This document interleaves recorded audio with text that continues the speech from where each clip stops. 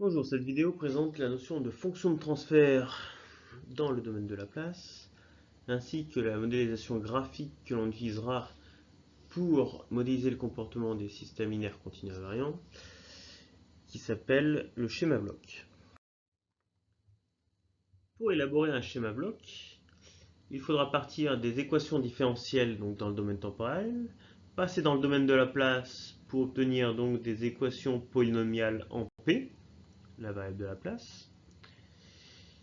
Ces équations polynomiales nous permettront d'exprimer une grandeur physique en fonction d'une autre grandeur physique à l'aide de fractions polynomiales en P à termes constants. Ces termes constants seront donc les coefficients de notre équation différentielle.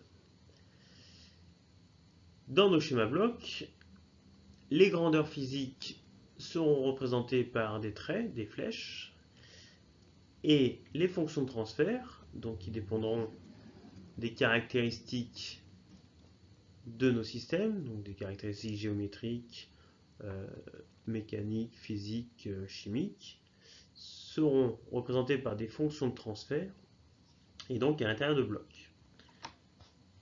La forme générale d'un schéma bloc se présentera sous cette forme-là, avec une entrée E de P, une sortie S de P, qui sont toutes les deux des grandeurs physiques, ce qu'on appelle une chaîne directe et une chaîne généralement de retour, notamment pour les systèmes asservis.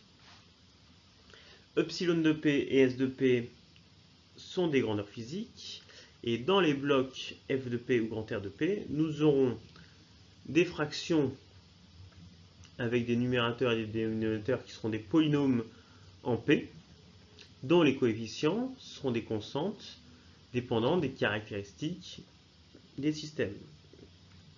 Il n'y aura pas de grandeur physique variable dans ces fonctions de transfert.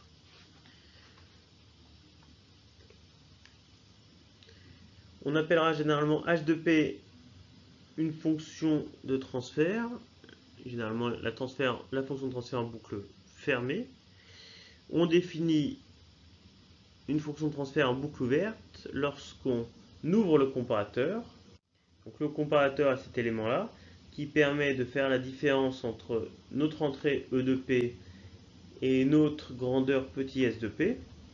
Donc ici on peut lire que epsilon de P est égal à E de P moins S de P. Donc si on ouvre le comparateur ici, donc on supprime la liaison ici, la fonction de transfert en boucle ouverte est la fonction qui nous donne l'expression de petit s de P en fonction de grand E de P, et on obtient alors R de P fois F de P comme fonction de transfert en boucle ouverte.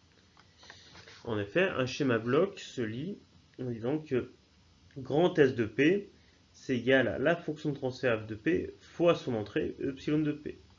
De la même façon, petit s de P c'est égal à la fonction de transfert R de P fois l'entrée de ce bloc, c'est-à-dire S de P. Si l'on veut calculer la fonction de transfert en boucle fermée, H de P, donc comment exprimer S de P, donc grand S de P en fonction de P, on écrit les équations du schéma bloc. La première équation, donc epsilon de P, qui est donc expression de ce qui sort du comparateur, donc E de P moins ce qui rentre ici. Ce qui rentre ici, c'est le petit s de P, c'est-à-dire grand R fois grand S, donc grand R fois grand S, et grand S qui est égal à F fois epsilon, donc la deuxième équation. Donc ainsi, on peut écrire la fonction de transfert H de P qui caractérise la grandeur de sortie sur la grandeur d'entrée, qui va s'exprimer en fonction de F plus 1 plus RF. Donc ça, c'est quelque chose à connaître sur le bout des doigts, puisque la forme de ce schéma de bloc est une forme classique que l'on va rencontrer très souvent.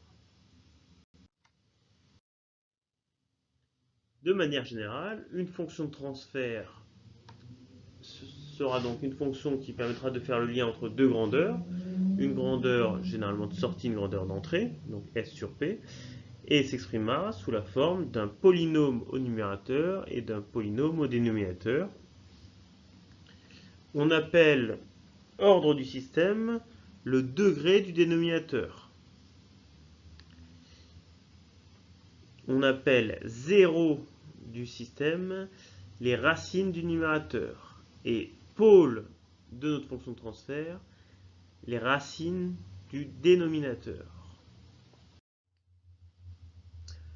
Les fonctions de transfert vont se mettre sous une forme plus générale avec k une constante qu'on appellera le gain statique ou le gain de la fonction de transfert, p puissance alpha où alpha sera la classe de la fonction de transfert et un polynôme au numérateur de coefficient 0 égale à 1, un polynôme au dénominateur de coefficient 0 égale à 1. Donc ça, c'est la forme canonique d'une fonction de transfert. Donc on cherchera toujours à écrire les fonctions de transfert sous cette forme-là, puisqu'en identifiant alpha k, on pourra tirer des conclusions tout de suite, donc sans calcul.